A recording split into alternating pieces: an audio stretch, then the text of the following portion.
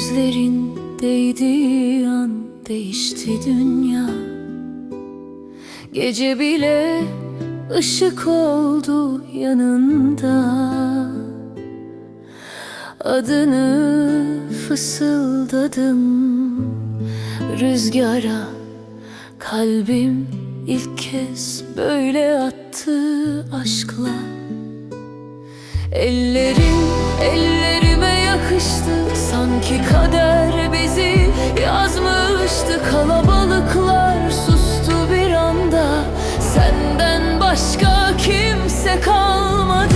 Bir gülüşün yetiyor, içimde bahar açıyor. Zaman durup bakıyor, aşk bizi konuşuyor. Kalbimin adı sensin sen, dünüm yarınım nefesim. Bir ömürlük sevda verdin, benim en güzel gerçeğimsin. Kalbimin adı sensin sen, dünyam yolum hevesim. Bu aşk bize yazılmışken bırakma ellerimi sevgilim. Sesin içime dokunur, yaralarımı unutur.